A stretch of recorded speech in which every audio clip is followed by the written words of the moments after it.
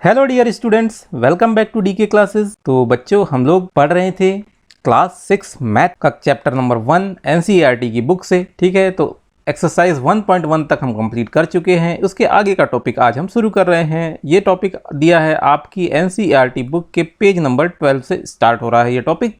तो चलिए शुरू करते हैं।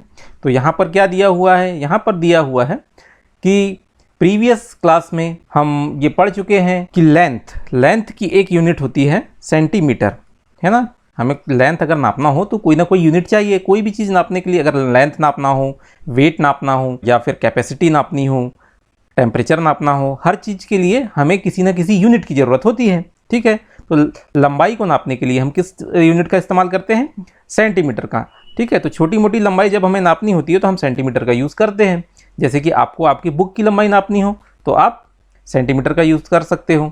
ठीक है, या आपको आपकी नोटबुक की लंबाई चौड़ाई नापनी हो, या आपको आपकी पेंसिल की लंबाई नापनी हो, तो हम सेंटीमीटर का इस्तेमाल कर लेते हैं। इसको शॉर्ट में सीएम लिखा जाता है, ठीक है ना, सेंटीमीटर को। लेकिन अगर मान लीजिए हमें बहुत छोटी लेंथ नापनी हो जो कि 1 सेंटीमीटर से काफ़ी कम हो, मान लीजिए कि आपको आपकी पेंसिल की थिकनेस नापनी हो, तो वो नापने के लिए सेंटीमीटर काफ़ी बड़ी यूनिट हो जाएगी। तो उस केस में हम क्या करेंगे? एक छोटी यूनिट का इस्तेमाल करते हैं, और वो छोटी यूनिट है मिलीमीटर।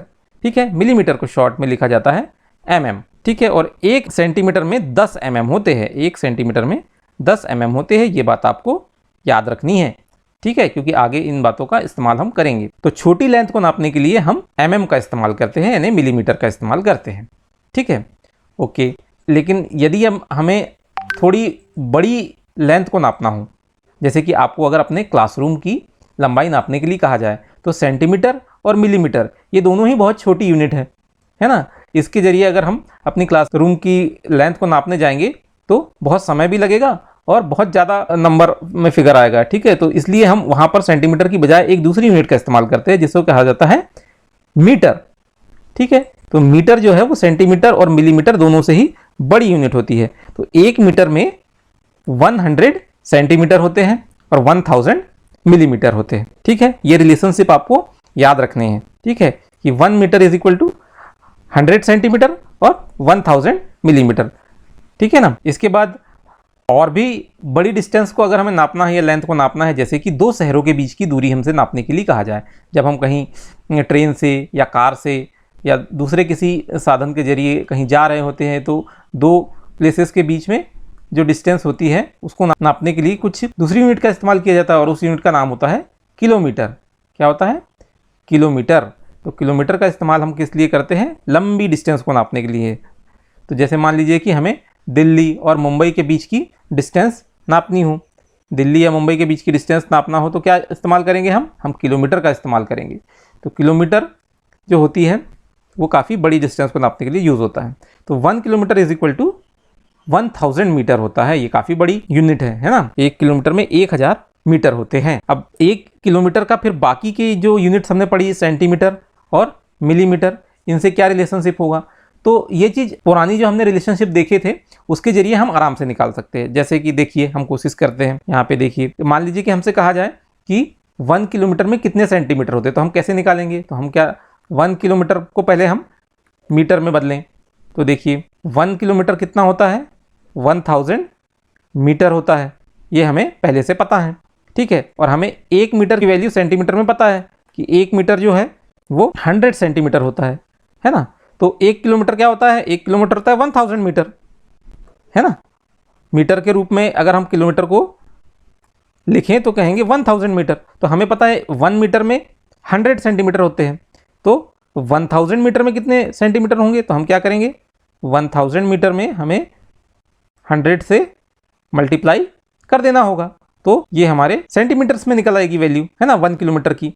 तो ये 3 जीरो यहाँ पर थे, 2 जीरो और लग जाएंगे, तो इस तरह से इसकी वैल्यू आ जाएगी 1 लाख। तो निकल गया ये 1 लाख सेंटीमीटर। ठीक है ना। अब 1 लाख सेंटीमीटर यहाँ तक निकल गया। अब इसको अगर मिलीमीटर में कन्वर्ट करना हो तो क्या होगा? तो 1 सेंटीमीटर में कितने मिलीमीटर होते हैं? 10 मिलीमीटर होते हैं, ये हमें पता है ना। तो अब ये 1 लाख, 1 2 3 4 5 सेंटीमीटर में कितने मिलीमीटर होंगे? तो हम क्या करेंगे?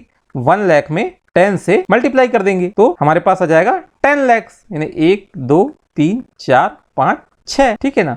तो इस तरह से हमें किलोमीटर की वैल्यू मिलीमीटर में प्राप्त हो जाएगी। चलिए, समझ में आया? नहीं समझ में आया हो तो एक बार फिर से देखते हैं। 1 किलोमीटर की वैल्यू हमें पता है कि मीटर के रूप में 1000 मीटर होती है, ठीक है।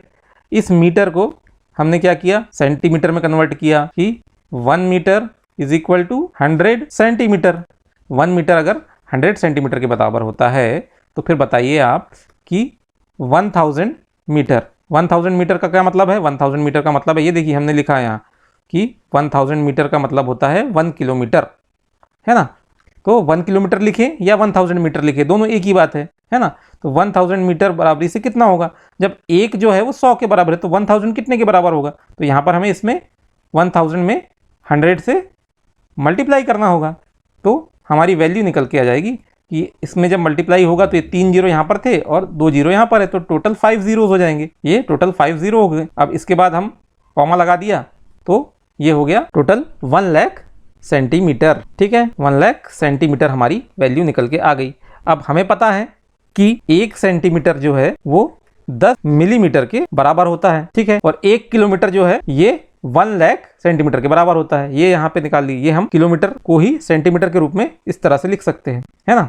तो हमें 1 लाख सेंटीमीटर की वैल्यू निकालना है तो वो 1 किलोमीटर की वैल्यू हो जाएगी, है ना। तो 1 2 3 4 5 ये 1 लाख सेंटीमीटर।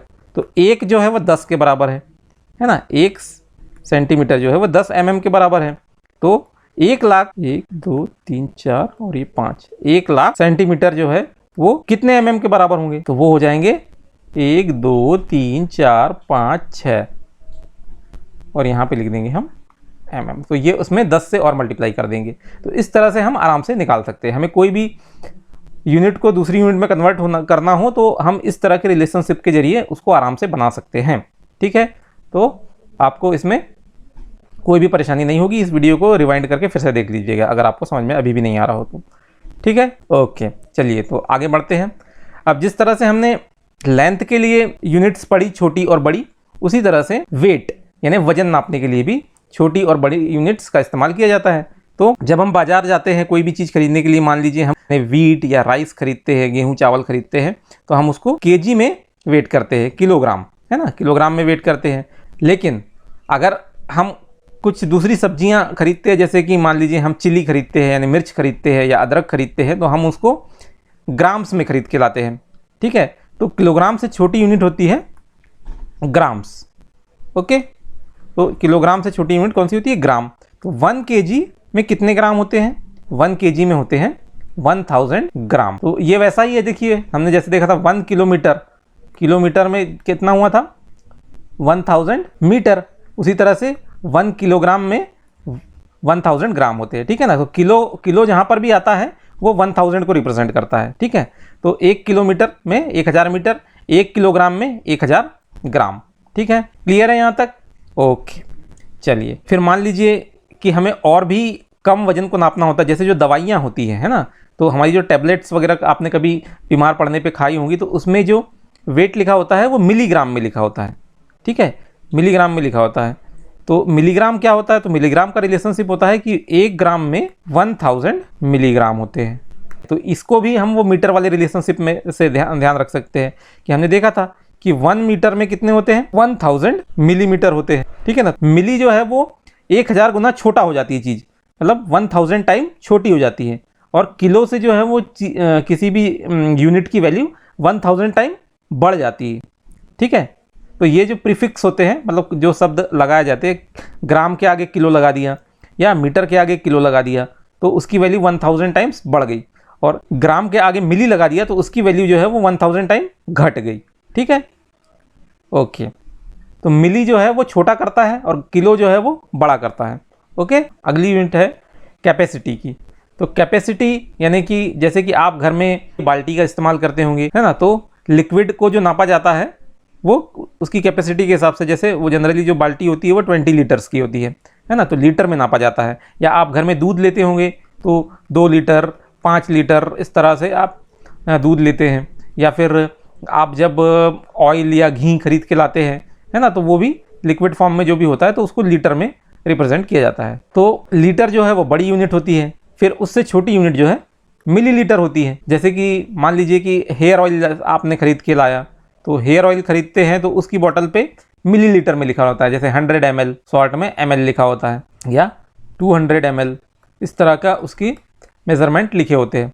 ठीक है, तो 1 litre is equal to 1000 millilitre, ये चीज़ भी आपको याद रखनी है। तो इस तरह से हमने 3 तरह की यूनिट पढ़ ली, एक तो लेंथ की, फिर दूसरा वेट की, तीसरा कैपेसिटी। ठीक है, तो लेंथ में हमने पढ़ा किलोमीटर, मीटर, सेंटीमीटर और मिलीमीटर। ठीक है, और वेट में हमने पढ़ा केजी यानी किलोग्राम, जी यानी ग्राम और एमजी यानी मिलीग्राम। ठीक है, और कैपेसिटी में हमने पढ़ा लीटर और मिलीलीटर। ठीक है, तो इनके बीच के रिलेशनशिप को आपको याद रखना है। तो वो रिलेशनशिप को हम फिर से एक बार रिवाइज कर लेते हैं। 1 kilometre is equal to 1000 metre, 1 metre is equal to 100 centimetre, और अगर हम mm में देखें तो 1000 mm। ठीक है, अच्छा केजी वाला देखें तो 1 KG is equal to 1000 gram. 1 kilogram में 1000 ग्राम होते हैं और 1 ग्राम में 1000 मिलीग्राम होते हैं। ठीक है, अच्छा अब लीटर की बात करें तो 1 litre is equal to 1000 ml। ठीक है, तो ये जो बातें हैं आपको याद रखनी है। ठीक है, तो ये रिलेशनशिप आप नोट करके अपने पास रख लीजिए और इसको 2-3 बार पढ़ेंगे आप तो आपको अच्छी तरह से याद हो जाएगी। आगे के जो क्वेश्चंस आएंगे एक्सरसाइज में वो सॉल्व करने में हमें काफ़ी आसानी हो जाएगी।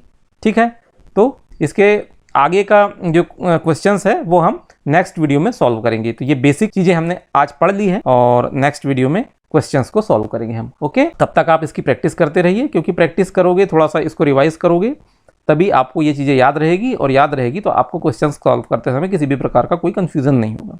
ठीक है, thank you for watching the video, see you in the next video, bye bye.